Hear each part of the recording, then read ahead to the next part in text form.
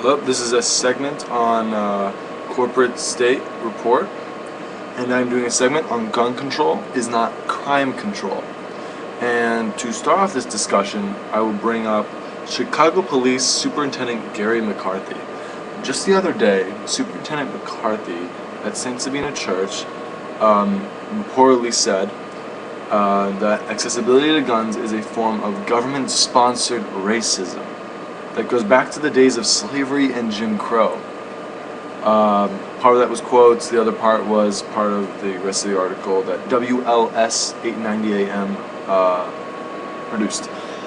Now, what's the background on his statement? Well, reportedly he saw, when he was a cop in New Jersey, 5 children were shot, 2 of whom were killed.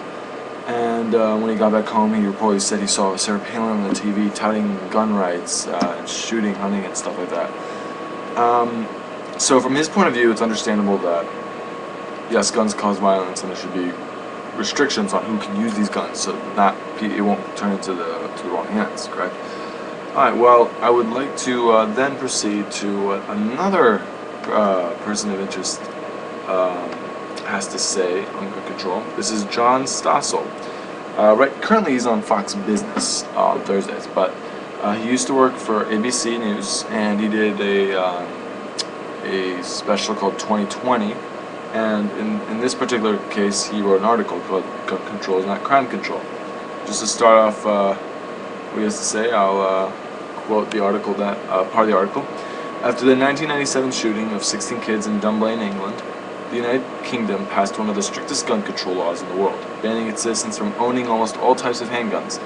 Britain seemed to get safer by the minute, as 162,000 newly illegal firearms were forked over to British officials by law-abiding citizens. But this didn't decrease the amount of gun-related crime in the UK. In fact, gun-related crime has nearly doubled in the UK since the ban was enacted. Now, this is what he's saying, and we'll have faith in that the statistics he's supposedly citing are correct. Now, given that Stossel is right, we have to look at the context in which Great Britain is in. It's an island surrounded by water, as opposed to being landlocked, such as high gun crime locales in the United States, such as DC and Chicago.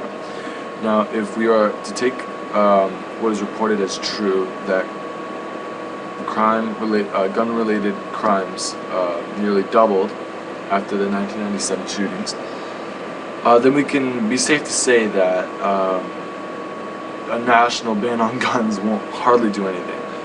First of all, because there's a huge tradition of gun making and gun owning in the country, so there's always going to be people of interest who are going to proliferate on the demand for guns.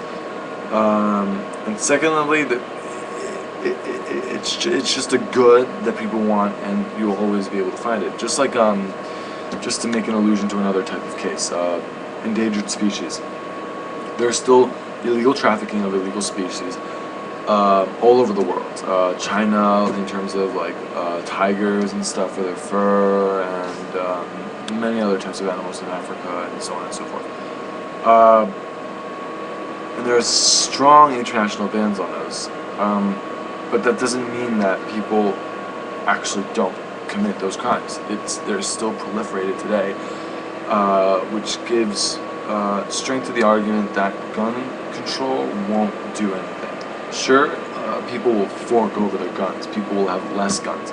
However, that doesn't mean that outlaws, even though you outlaw guns, outlaws won't have control of the guns. I think it's a question of human nature is where I'm bringing in the philosophy aspect of the problem, where human nature hasn't changed at all. It's not progressive. Sure, knowledge, technology can better our states, but human nature does not improve over time. It's up to ourselves, and because we have over 1 billion people, you're bound to have the probability of something bad happening. And in terms of guns, unfortunately, people will have their hands on guns, and if they're emotionally unstable, then there's a high probability that they'll seek out the guns to maybe seek justice or revenge on someone who cheated on them, or someone who called them something, or so on and so forth. And yeah, so I think both philosophy in terms of human nature and the actual case analysis of Great Britain still having high gun-related crimes proves that Super Lieutenant McCarthy has no idea what he's talking about. If he in fact seeks more gun control, then crimes will spiral through the roof because people will not have a deterrent against those who are willing to hurt them. We need to put guns into people's hands if they want it in order to protect themselves, so that outlaws will become fearful of robbing someone's house because there is that probability that they will have a gun. And this ends my segment. It's all about stopping people, and the only way to do it is by having a gun yourself, if you choose to. It's your decision.